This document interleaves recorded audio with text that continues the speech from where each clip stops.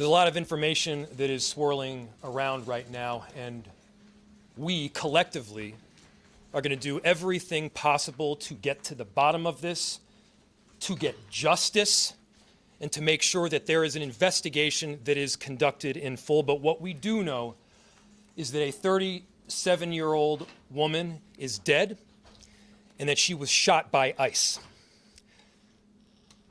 We've dreaded this moment since the early stages of this ICE presence in Minneapolis. Not only is this a concern that we've had internally, we've been talking about it. They are not here to cause safety in this city. What they are doing is not to provide safety in America. What they are doing is causing chaos and distrust. They're ripping families apart. They're sowing chaos on our streets, and in this case, quite literally killing people. So they are already trying to spin this as an action of self-defense. Having seen the video of myself, I want to tell everybody directly, that is bullshit. This was an agent recklessly using power that resulted in somebody dying, getting killed. As soon as it happened and we learned of the incident, we had several priorities. The first, of course, was to get the victim to the hospital and to get care as soon as possible. To the family, I'm so deeply sorry. There's nothing that I can say right now that's going to make you or your relatives or the friends of the victim feel any better. There were, I believe, 2 Minneapolis police officers that responded and were in the ambulance on the way to the hospital. The second was to get ICE off of the scene. There were dozens, if not hundreds, of ICE and federal officers that were there at the time. Having them there was only causing more chaos.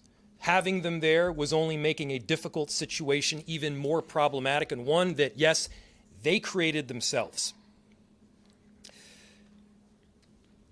There's little I can say, again, that'll make this situation better, but I do have a message for our community, for our city, and I have a message for ICE. To ICE, get the fuck out of Minneapolis. We do not want you here. Your stated reason for being in this city is to create some kind of safety, and you are doing exactly the opposite. People are being hurt. Families are being ripped apart. Long-term Minneapolis residents that have contributed so greatly to our city, to our culture, to our economy are being terrorized, and now somebody is dead.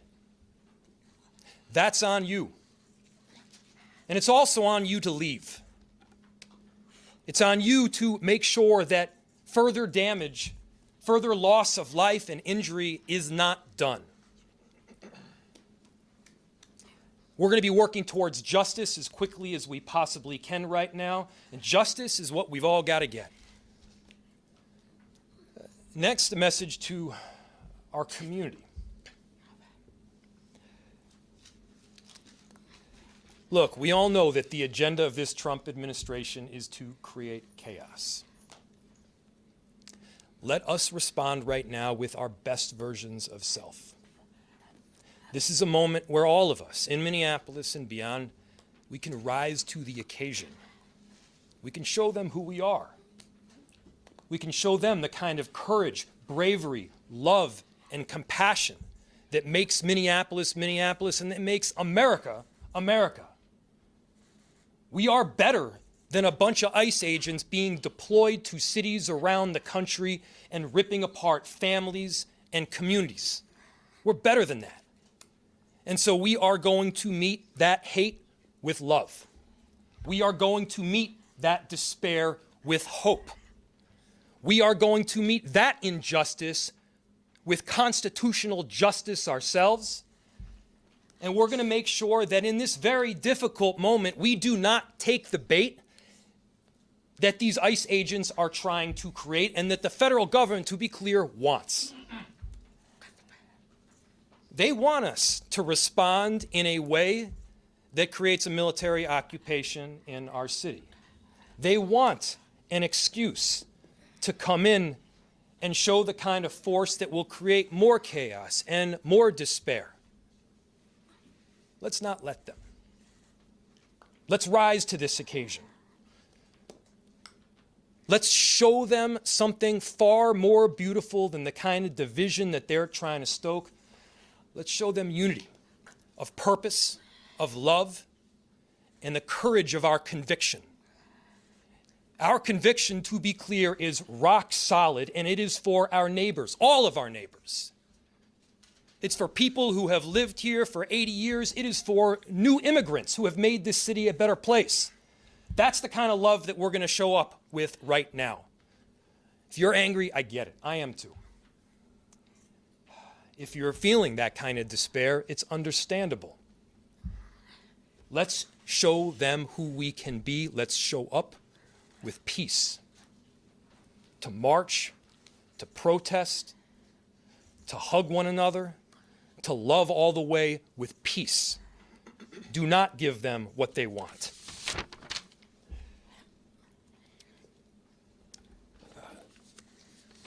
Finally,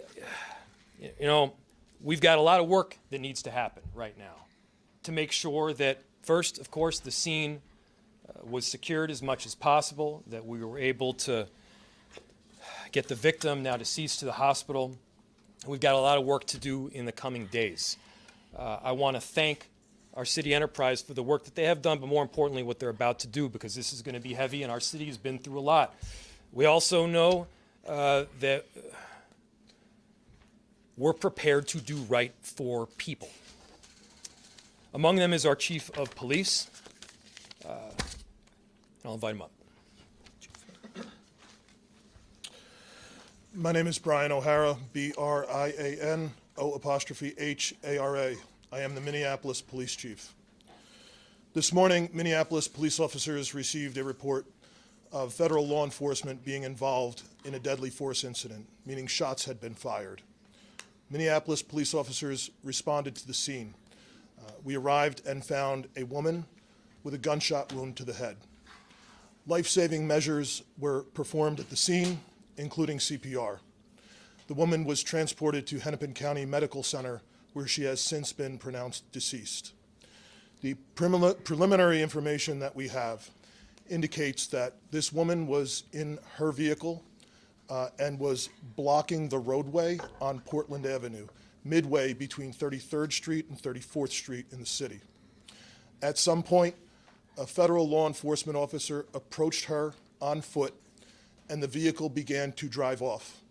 At least 2 shots were fired. The vehicle then crashed on the side of the roadway.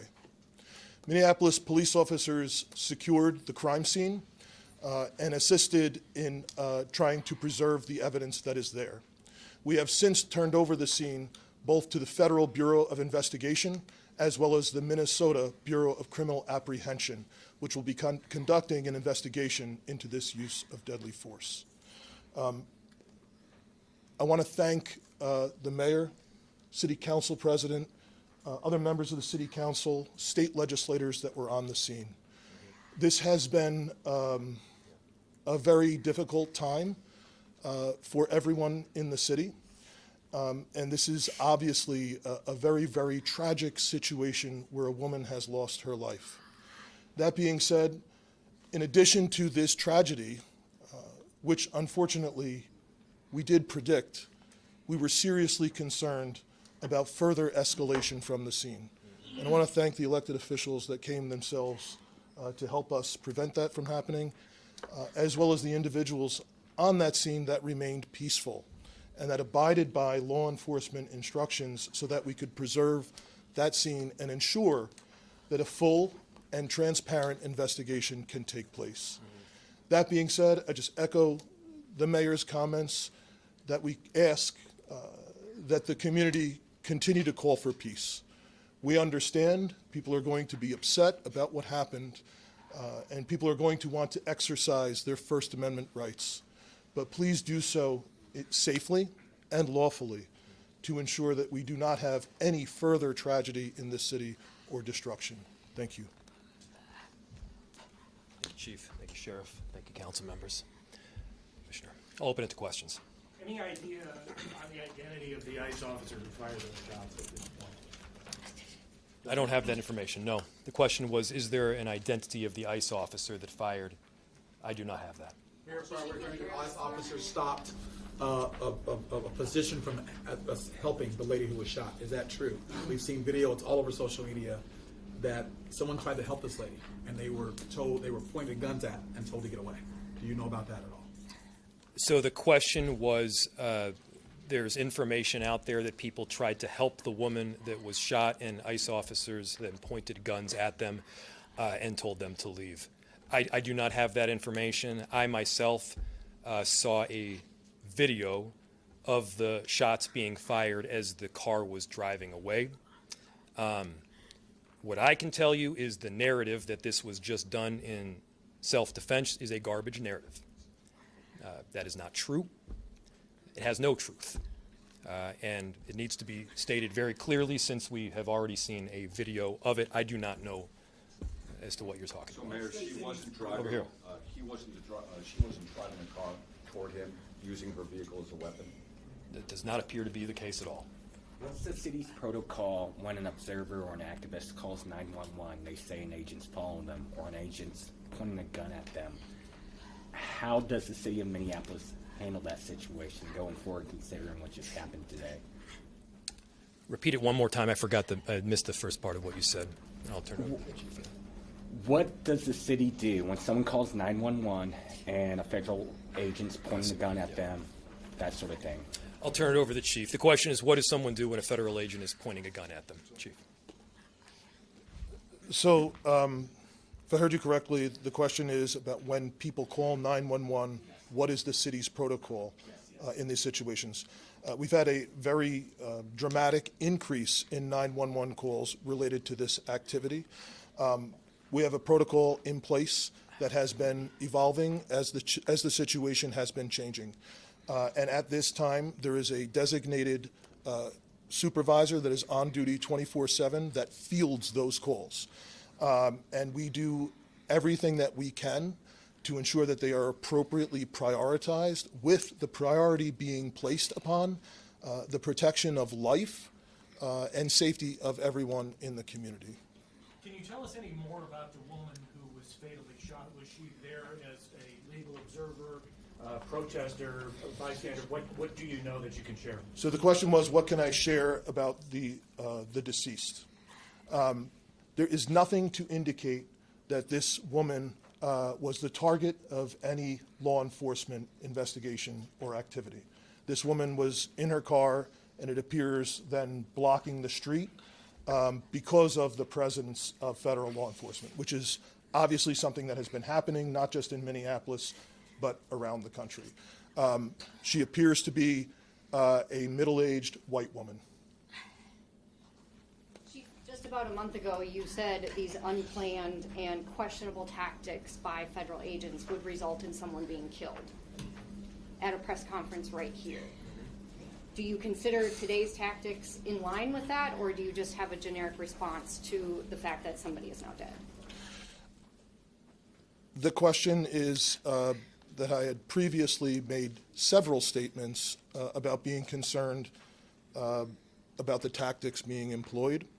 I am obviously very concerned that I have been told that a woman who was sitting in her car blocking the street and not the target of any enforcement activity is now deceased. However, I do not know, to be clear, I do not know the exact circumstances of the shooting, but I would tell you, in any professional law enforcement agency in the country, I think they would tell you it's obviously very concerning whenever there's a shooting into a vehicle of someone who's not armed. But it also is something that is possible. At times, it is justified. But it is very concerning, and it's something that most law enforcement agencies in the country train very intensely to try and minimize the risk that law enforcement officers get placed into a situation that the need for deadly force would be necessary. Has there been any indication of that need in this case? I didn't hear the question. Has there sorry. been any indication of the need to shoot into the vehicle in this The case? question was any indication about the need. I guess getting back to the justification of this, I have not seen any information other than what I have Was she communicated. alone in the car? Were there children in the car with her? The question was if she was alone in the car. I know that I got there shortly after this call came in. I did not see anyone else with her while I was on the scene. However, I've since been told by our officers that have been with her the entire time that a spouse has arrived at the hospital. Mayor, just curious if you're thinking about contacting federal authorities to register your concerns about this, I mean, personally making phone calls, et cetera. Yes, we've been on the phone all morning. As soon as we learned about this, again, there were a series of priorities that we needed to go through. The first, of course, is to keep people safe and to help the victim in any way that we could. The second was to get ICE off of the scene. There was the notion that ICE agents would be necessary to create a perimeter around the scene itself. They themselves were creating the kind of dysfunction and chaos that they claimed to be trying to help with. And so the message that we delivered very clearly was to make them leave. Now, beyond leaving the scene, they should also leave our city and our state.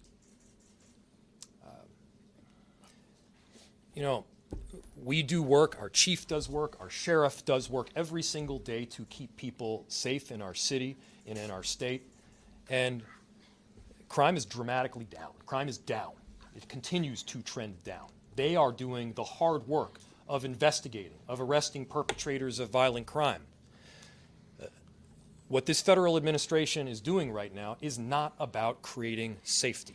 Do not let them tell you that what they are doing is about creating safety. It is not. It is having the opposite impact. We need to be clear-eyed about the work that is moving forward, and they need to leave Minneapolis. We have time for one or two more questions. Mayor, you may know this with your legal background. If the shooting is found to not be justified, does the city have any legal, or the state rather, have any legal recourse to bring charges against this ICE agent, given that this person is a federal agent, if the feds don't? So, obviously, and I have to always lead with this caveat because it is true, an investigation still does need to be conducted. I had my perception of what took place based on the vehicle and the vehicle's positioning. It does not appear that the individual is trying to ram anybody. Now, the question was, if it is in fact found to be an unjustified shooting, who issues the charge, who prosecutes, how does justice take place? I don't know the answer in full to that. This is obviously information that we're still working out. Chief, do you have any additional information, or Commissioner? The only thing I would add to the mayor's statement is that the crime scene was held by the Minneapolis Police Department, and the investigation is now being led jointly by the Federal Bureau of Investigation as well as the Minnesota Bureau of Criminal Apprehension. And the purpose of their involvement would be to investigate whether any state laws within the state of Minnesota have been violated. One more Can I question. just add something to that too?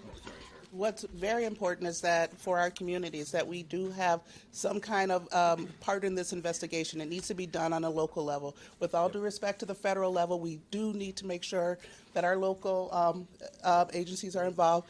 Most certainly the BCA is very well capable of working with our federal partners in doing so. That is something that is needed for our communities, and so that's something that I can tell you that there's already been conversations from the U.S. Attorney's Office to the BCA that have already taken place today. How that's going to roll out, we don't know yet, but we are making sure that there is some kind of local entity, namely the BCA, that has a part in this investigation for the purposes of transparency and expedient transparency as to what happened today. One more. If that's it. Thank So, you, everybody. Final piece, again, thank you everybody for coming. Thank you to the media for being here and disseminating this very important information around this tragic incident. To reiterate a final message to our community members, I understand the anger. Let's unite around hope and love and peace and getting justice. That's what we need to be doing right now. I appreciate the service from everybody up here as well as the 435,000 people that call Minneapolis home. Thank you. Got some housekeeping for you in just a moment after everyone leaves.